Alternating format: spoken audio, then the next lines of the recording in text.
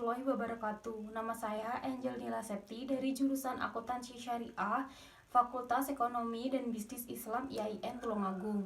Di sini saya akan menyampaikan hasil laporan PPL saya, di mana PPL kali ini berbeda dengan sebelum-sebelumnya dikarenakan ada pandemi COVID-19. Maka PPL dilakukan di desa masing-masing, di mana saya mengambil tempat di BUMDes Karya Sejahtera Desa Penghuni, Kecamatan Pucanglaban, Tulungagung. BUMDes Karya Sejahtera sangatlah membantu, namun toko BUMDes masih berada di salah satu ruangan balai desa, di mana pembelinya itu hanya perangkat-perangkat desa Penghuni saja. Dan saya PPL di BUMDes Karya Sejahtera, saya dapat menyimpulkan di mana pencatatan keuangan masih secara manual, belum menggunakan standar Ikatan Akuntansi Indonesia.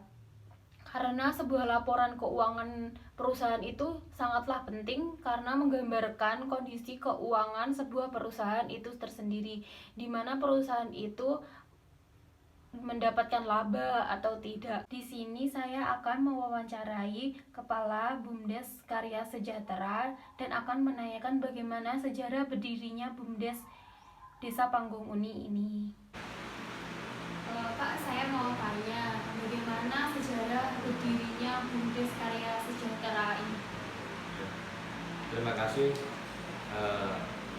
Terkait dengan sejarah berdirinya BUMDes Karya Sejahtera Desa Penghuni, itu berdiri tahun 2017, yang mana di situ awal berdirinya itu diketuai oleh Bapak Yahudi karena suatu kendala yang tidak bisa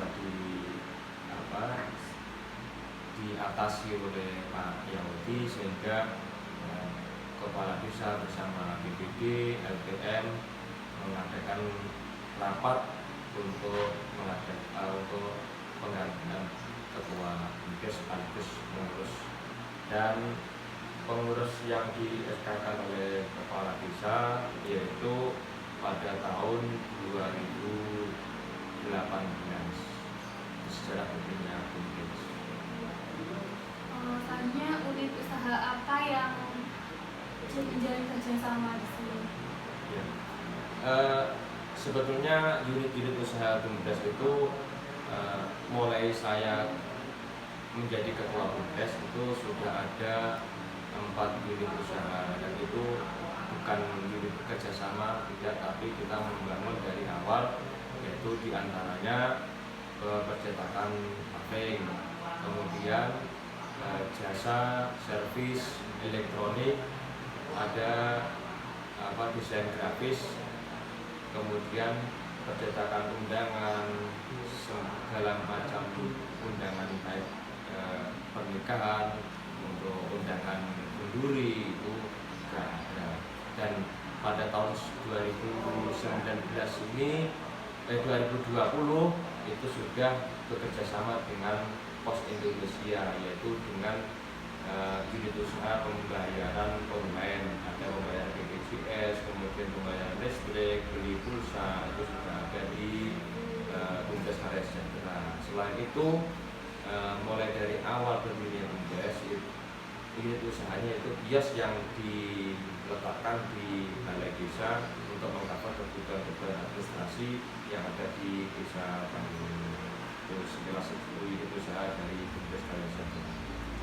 Selama berdirinya BUMDes Karya Sejahtera ini, kendala yang dihadapi apa? Ya, terkait dengan kendala-kendala yang kami hadapi, khususnya dari pengurus sendiri, itu masalah SDM. Pertama, SDM sumber daya manusia dari semua pengurus itu, karena basicnya itu juga berbeda-beda, sehingga kami mengalami kendala. Tetapi pada tahun 2018 akhir sudah kami kirim ke Yogyakarta untuk mengikuti pelatihan BUMDes se-Jawa yang berada di Sleman, Yogyakarta. Yang kedua kendalanya yaitu permodalan. Ya pasti tidak penyertaan modal, yang mana di situ hanya bersumber dari dana desa. Sebetulnya untuk penyertaan modal itu BUMDes itu bisa kerjasama dengan investor-investor yang ada di desa kami ini. Tapi karena BUMDes Karya Sejahtera ini masih dalam taraf berkembang, sehingga untuk investor itu tidak bisa istilahnya kurang percaya dengan apa yang akan dilakukan BUMDes Karya Sejahtera ke depan. Jadi permodalan itu sangat penting, salah satu faktor yang mendukung untuk kemajuan BUMDes itu hanya dari dana usaha. Kalau keuntungan BUMDes sendiri sudah ada? Ya, terkait dengan SHU, sisa hasil usaha BUMDes itu alhamdulillah pada tahun 2019 itu ada sisa hasil usaha. Nah, karena ini masih berkembang, maka sisa hasil usaha ini dikembangkan lagi menjadi unit usaha. Jadi pengurus-pengurus yang ada di BUMDes, baik ketua maupun sekretaris bendahara sampai sekarang ini, mulai dari berdiri sampai bisa membangun unit-unit BUMDes itu belum ada istilahnya gaji dari pengurus. Sehingga kami berkomitmen untuk membangun BUMDes, mengawali membangun unit-unit usaha supaya pemberdayaan masyarakat yang ada di sekitar penghuni khususnya untuk pemuda itu bisa melalui BUMDes khususnya untuk dalam bidang perekonomian. Jadi untuk tahun 2020 itu ada 3 unit usaha yang sudah bisa menghasilkan SHU, sisa hasil usaha sudah ada. Tapi dalam 1 unit usaha BUMDes itu mengalami kerugian.